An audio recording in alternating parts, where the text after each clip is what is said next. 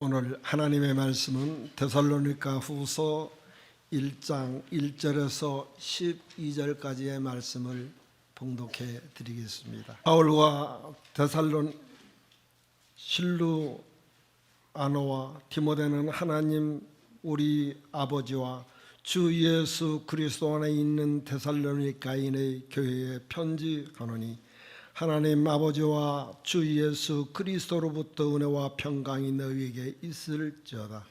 형제들아, 우리가 너희를 위하여 항상 하나님께 감사할지니 이것이 당연하면 너희의 믿음이 더욱 자라고 너희가 다 각기 서로 사랑함이 풍성함이니 그러므로 너희가 견디고 있는 모든 박해와 환난 중에서 너희 인내와 믿음으로 말미암아 하나님의 여러 교회에서 우리가 친히 자랑하노라. 이는 하나님의 공의로운 심판의 표요 너희로 하여금 하나님의 나라에 합당한 자로 여김을 받게 하려 함이니 그 나라를 위하여 너희가 또한 고난을 받느니라. 너희로 고난을 받게 하는 자들에게는 환난으로 갚으시고 환난을 받는 너희에게는 우리와 함께 안식으로 갚으시는 것이 하나님의 공이시니 주 예수께서 자기의 능력의 천사들과 함께 하늘로부터 불꽃 가운데 나타나실 때에 하나님을 모르는 자들과 우리 주 예수의 복음에 복종하지 않는 자들에게 형벌을 내리시리니 이런 자들은 주의 얼굴과 그의 힘의 영광을 떠나 영광과 멸망의 형벌을 받으리로다. 그날에 그가 강림하사 그의 성도들에게서 영광을 받으시고 모든 믿는 자들에게서 놀랍게 여김을 얻으시리니 이는 우리가 전가가 너희에게 믿어졌습니다. 이러므로 우리도 항상 너희를 위하여 기도함은 우리 하나님이 너희를 그 부르심에 합당한 자로 여기시고 모든 선을 기뻐함과 믿음의 역사의 능력으로 이루게 하시고 우리 하나님과 주 예수 그리스도의 은혜대로 우리 주 예수의 이름이 너희 가운데 영광을 받으시고 너희도 그 안에서 영광을 받게 하려 함이라. 아멘. 기도하겠습니다. 하나님 아버지, 이 새해 첫 주일을 주셔서 감사합니다. 새해 첫 주일 찬양으로 우리의 앞을 엽니다. 주님 동행하셔서 우리의 길이 되어주시고 우리를 인도하여 주시옵소서. 아버지, 오늘도 우리 장로님의 기도에 응답하셔서 아름다운 열매를 이루게 하실 줄로 믿습니다. 한 해 내내 아버지 이곳에서 올려드리는 기도가 그대로 응답될 줄로 믿습니다. 살아계신 하나님께 감사를 드립니다. 부족한 종을 세우셨사오니 성령으로 충만케 하사 주의 말씀을 능하게 증거하게 하시고 주의 귀하고 오묘한 말씀을 잘 대언할 수 있도록 함께하여 주옵소서.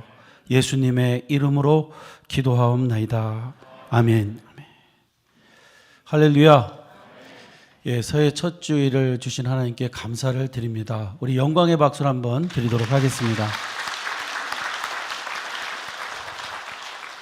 이 시간에는 먼저 기도할 것이란 제목으로 말씀을 드리도록 하겠습니다. 오늘 본문 5절 6절 말씀은 데살로니가 교회가 받는 환난과 이 핍박은 환난을 주는 자들에게는 하나님의 공의로운 심판이고 성도들에게는 하나님께 합당한 자로 여기게 만드는 일을 한다고 말씀하고 있습니다. 환난이 핍박자들에게 하나님의 공의의 표다라는 뜻은 핍박자들이 주는 환난은 그 핍박자들이 장차 하나님의 심판대 앞에서 받을 바로 그 벌을 의미하고 있다는 의미입니다. 그리고 이 말씀은 믿는 자라고 해도 억울하게 남을 핍박하고 또 억울하게 만드는 일을 하는 사람은 그들이 장차 받을 징계를 의미하고 있다라는 말이죠. 그러니까 심은 대로 거둔다는 것입니다. 이런 말씀을 드리면 무슨 일로 믿는 자가 남을 억울하게 할 수 있나, 핍박할 수 있나, 이런 생각을 할 수 있습니다. 그러나 그런 행동을 성도도 자신도 모르게 할 수 있다는 것이죠. 그 예로 저는 목사로서 정말 많은 소문을 듣습니다. 그런데 대부분 90% 이상은 사실과 다른 소문을 듣는 거죠. 특별히 사람을 비판하는 말을 들으면 정말 잔인할 정도로 잘못된 사실을 말하는 경우가 많습니다. 이런 이유로 저는 어느 때부터인가 이런 생각을 하면서 살아가고 있습니다. 이 세상에서 누군가 정말 이상한 말이나 행동을 한다면 정신 이상자가 아니라면 분명한 이유가 있을 것이다.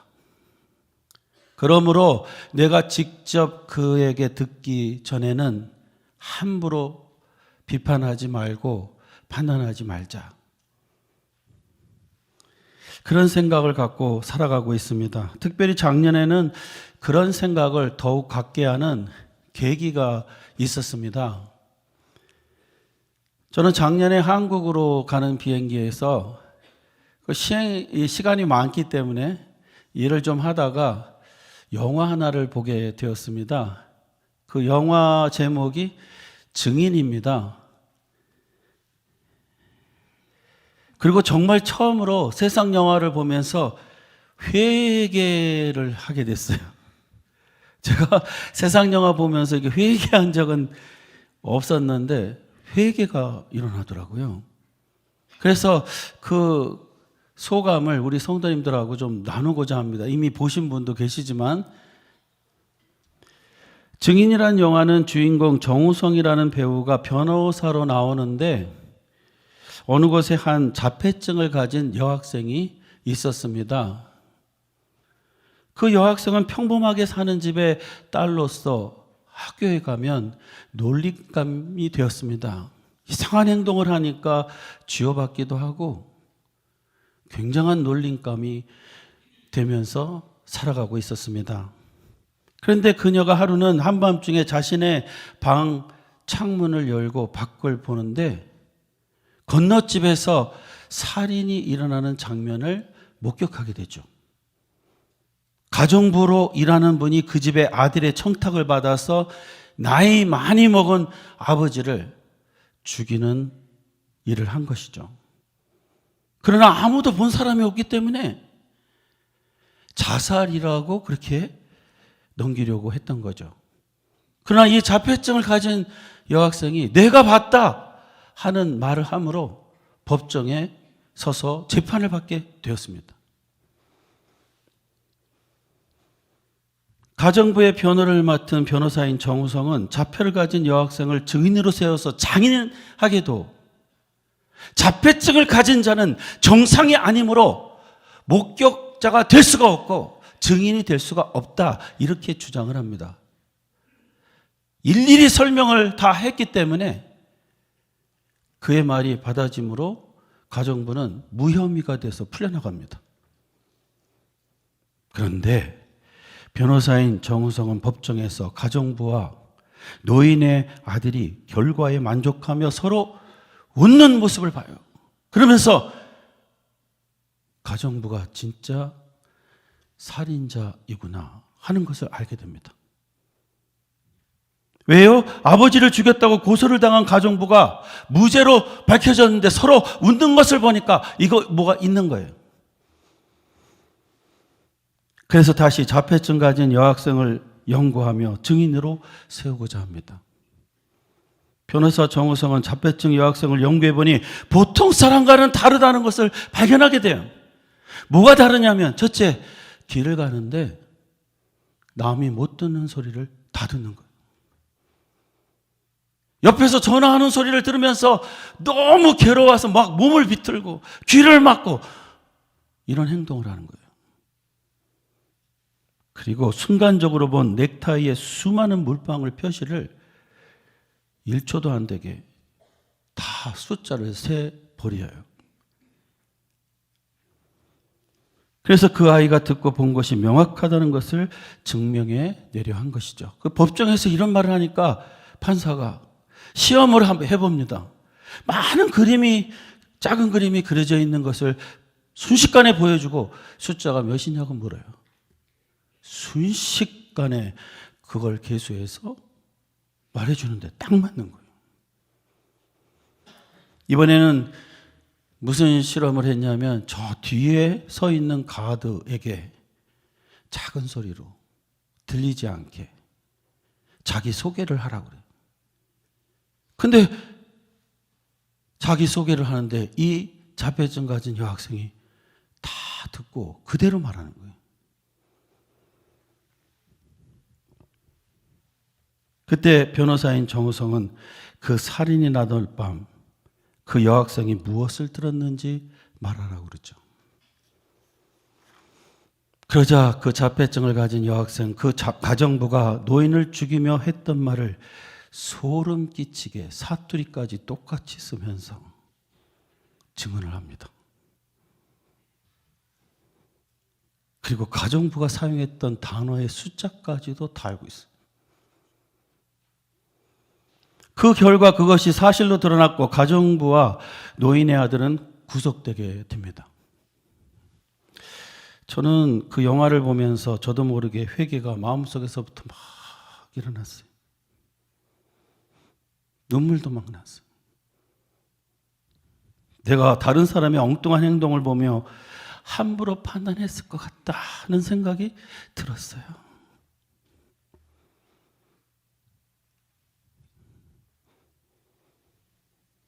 사람이 아무리 엉뚱한 행동을 해도 정신 이상이 아니라면 그게 그럴 만한 사정이 있고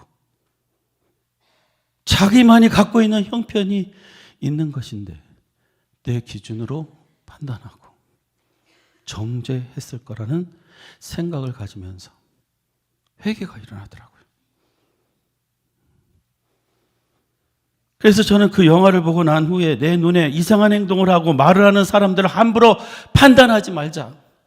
새롭게 다짐하게 되었습니다. 사랑하는 성도님들, 요새는 시대가 왜 그런지 자폐증을 가진 아이도 많고 엉뚱한 행동을 하는 아이들도 많습니다. 그런 그들을 이해하지 못하는 상태로 보고 있자면 정말 속이 상할 것입니다.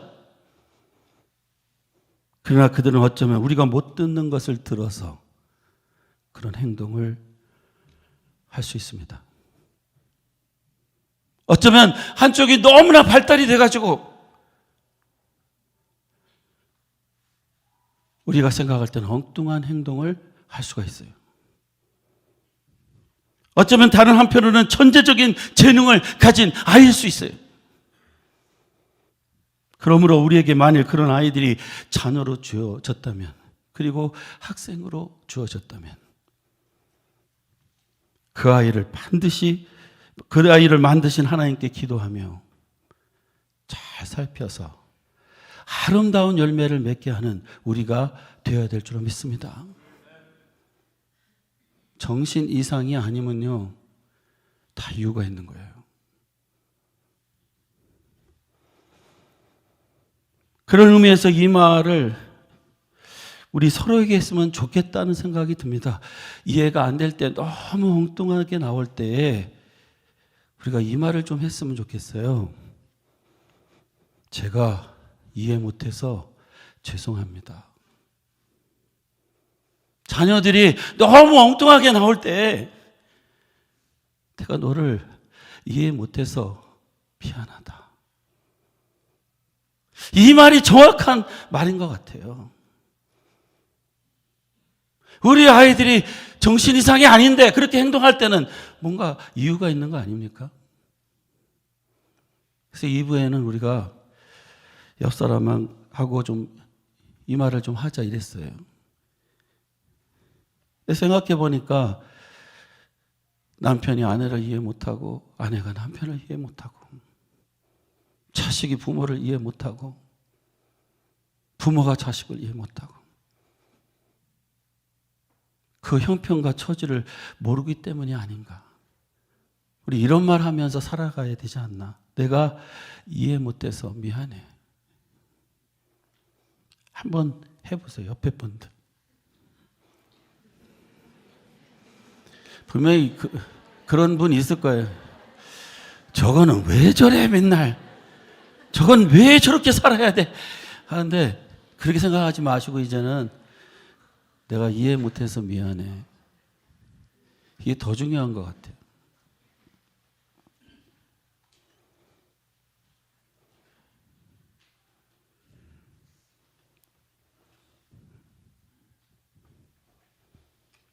저 이 설교 하다가 그런 생각했어요.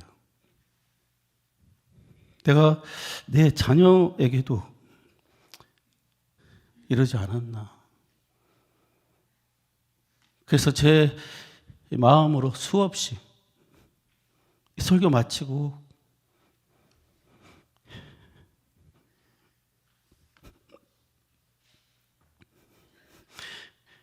내가 이해 못해서 미안해.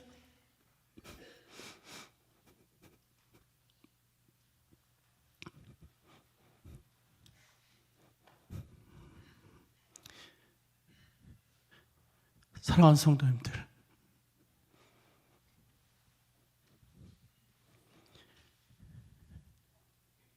누구에게나 이유가 있다는 것을 생각하면서 마음을 넓게 열고 새해를 시작하는 우리가 되기를 주의 이름으로 축원합니다. 이제 오늘 본문 7절은 우리가 억울함을 당하고 환난을 받는 입장이라면 그것을 어떻게 여겨야 할 것인가도 말씀하고 있어요.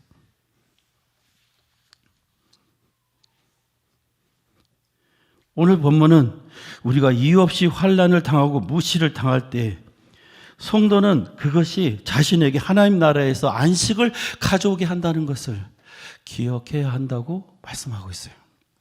무슨 말이냐면요, 시험이 오고 어려움이 오는데도 견뎌보려고 하는 믿음을 갖는 거 보니까 천국 백성이고 천국에 들어가서 반드시 안식 가운데 평안한 가운데 거하게 될 것이라는 거죠. 믿습니까? 예, 견디는 모습 보니까 믿음이 있는 거예요. 그리고 오늘 본문 11절은 우리가 이 땅에서 고난을 믿음으로 잘 견디면 하나님이 우리를 합당한 자로 여기셔서 믿음의 역사를 이루게 하신다고 말하고 있어요. 그러므로 우리에게 오는 환난은 이유 없이 오는 것이 없다는 거예요. 이유가 있다는 겁니다. 그렇죠. 우리의 지난 과거를 돌아볼 때 어려웠던 모든 일은 결국 잘 견디니까 우리에게 유익을 가져왔어요. 저는 전도사 시절에 참으로 어려운 목사님을 만났던 것 같습니다. 조용한 분이신데 상당히 까다로우신 분이셨어요. 일을 많이 시키셨어요. 파트타임 전도사였는데 교회 청소 다 시키고, 저는 전도사 때 제 짭이 청소인 줄 알고 열심히 했어요. 그리고 밴 픽업 다 시키시고 일주일에 한 번은 꼭 새벽 기도 인도하게 하시고요. 또 뭐 사람이 많지 않으니까 유년주교, 학생부 다 가르치게 하시고요. 그리고 지휘까지 시키셨어요. 그래서 이 1부 지휘, 2부 지휘까지 하고요. 열심히 했어요.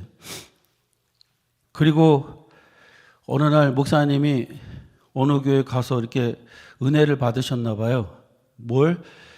새벽마다 이 찬양대가 쓰는 거예요. 그래서 저한테 오시더니 이 전사, 우리 교회도 새벽마다 찬양대 쓰는 게 어때? 그래서 찬양대가 있어야지 쓰죠. 그런데 목사님이 쓰자니까 하지요 뭐. 해가지고 찬양대 매일같이 새벽마다 지휘했어요. 대원은요 2명이에요.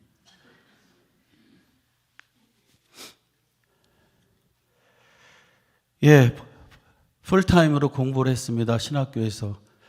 그렇게 교회에서 설교하고 지내다 보니까요 너무 피곤한 거예요. 너무 어느 날은 피곤해서 알람 소리 못 듣고 잠을 자니까요 목사님이 또 깨우러 오세요. 그래가지고 그냥 깨워가지고 저를 이제 또 새벽 예배에 참석하게 하시고요. 그때는 정말 죽을 만큼 힘들었어요. 제 동기들은 제 그런 모습을 보면서 너 혹사당하는 거야. 그렇게 순진하게 혹사 당하면 안 돼. 저도 그런 말을 들으면 가끔 내가 담임 목사님 잘못 맞는 거 아닌가 이런 생각을 할 때가 있었어요. 그런데 그런 연단을 다 거치고 뉴욕에 와서 개척 목회를 하다 보니 그것이 저에게 얼마나 필요한 연단이었는가를 깨닫게 됐습니다. 이 뉴욕 목회는요, 아무나 하는 게 아니에요. 안 믿으시는 것 같아. 제 동창 중에는요, 뉴욕 그러면 절대로 안 와요. 왜요? 이건 한국 1970년대보다 더 열심히 해야 되거든요. 안 믿으시는가 봐. 뉴욕 목회가 그렇게 쉬운 게 아닙니다. 근데 저는 개척을 하고서는 거의 15년 동안 제자 훈련을 5개, 6개 반을 운영했어요. 그러니까 밤 늦게 들어가는 거죠. 그런데 그 15년 동안 새벽 기도 누가 다 인도했어요? 제가 다 했어요. 잠은요, 3시간 정도도 못 잤어요. 그러나 그 모든 것을 너끈히 견딜 수 있었던 것은 전도사 시절 단련을 받았기 때문입니다. 그러니까 그런 훈련을 견디다 보니 그것이 저를 한 교회 담임 목사로 성장하게 만든 것입니다. 저는 그렇게 믿습니다. 우리는 이런 것을 생각할 때 삶에 있어서 가장 중요한 것이 어려움을 견디고 참는 것이라는 것을 알게 돼요. 어려움이 오면 참고 견디고 이겨야 되는 거예요. 도망가는 게 아니에요. 그래서 오늘 본문에서 사도 바울은 데살로니가 교회를 위해서 먼저 기도하기를 환난을 면하게 달라고 없애달라고 기도하지 않고 환난을 이기게 해달라고 기도하고 있는 거예요. 믿으시기 바랍니다.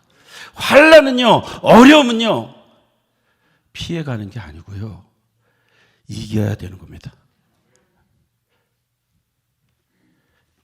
새해를 어떻게 살아갈까? 어려움이 오면요, 이기게 해달라고 기도하면서 나가야 될 줄은 믿습니다. 그러면 하나님의 역사가 일어나게 되어 있는 거예요.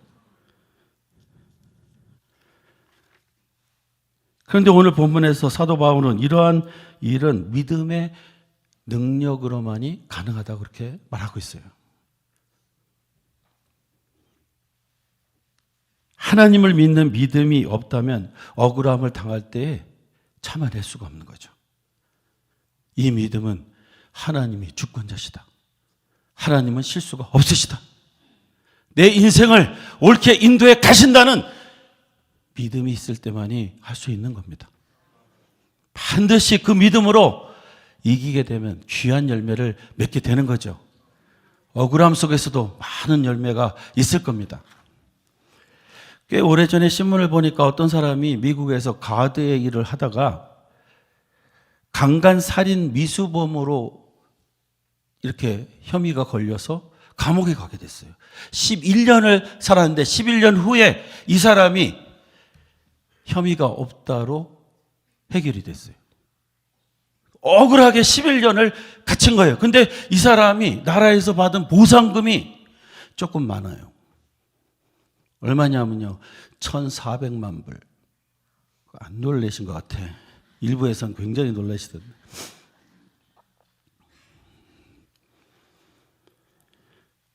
억울하게 감옥에 11년을 살아야 했던 삶을 돈으로는 환산할 수 없지만 그래도 그가 받은 돈이 너무 많아서 생각을 해봤어요. 일만 생각한다면 가드로 11년을 일한다고 해서 그 돈을 벌 수 있을까요? 제가요, 1년에 연봉이 7만 불로 계산해서 1,400만 불은 몇 년 일해야 돈을 받을 수 있나 그랬더니 200년 일해야 돼. 200년. 그러면서 무슨 생각을 했냐면요, 1,400만 불 줄 테니까 감옥에 가서 11년 있다 와. 그러면 안 할 사람이 몇 사람 될까? 저는 분명히 안 할 거예요. 목회해야 되니까.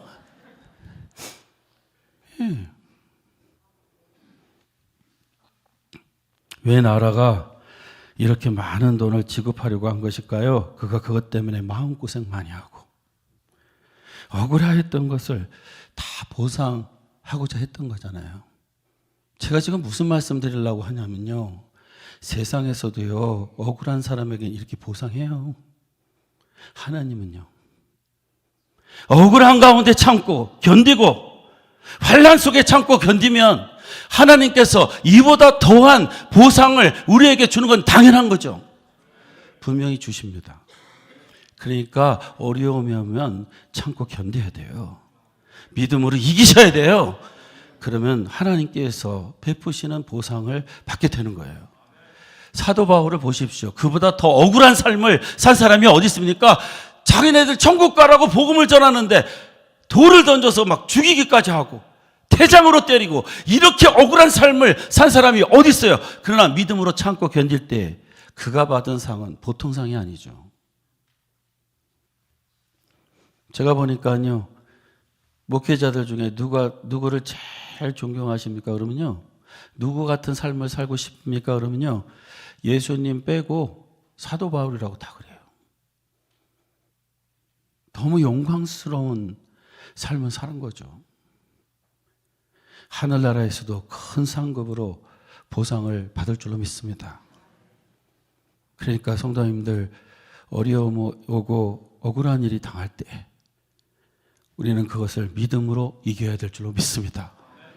분명히 오늘 이제 봉사자들 다 임명되고 앞서서 일하려고 그러면 억울한 일 많이 생깁니다. 이기시기 바랍니다. 하나님께서 보상해 주실 줄로 믿습니다. 안 주셔도 되는데 주십니다. 이 시간 성지순례 장소 중 욥바에서의 묵상을 제가 말씀드리고 말씀을 마치도록 하겠습니다. 지난번 성지순례에서 저는 이전에 가보지 못했던 장소를 갔었는데 그곳은 욥바였습니다. 욥바는 아름답다는 의미의 이름을 가지고 있는 도시인데 보니까 정말 아름다운 항구 도시였습니다. 이 수도인 텔아비브하고 너무 붙어있는 바로 이 옛날 구시가지, 그리고 텔아비브는 신시가지로 20세기에 가장 떠오르는 이제 도시가 됐는데요. 고대 항구 도시 중에 가장 중요했던 컸던 도시가 바로 욥바입니다.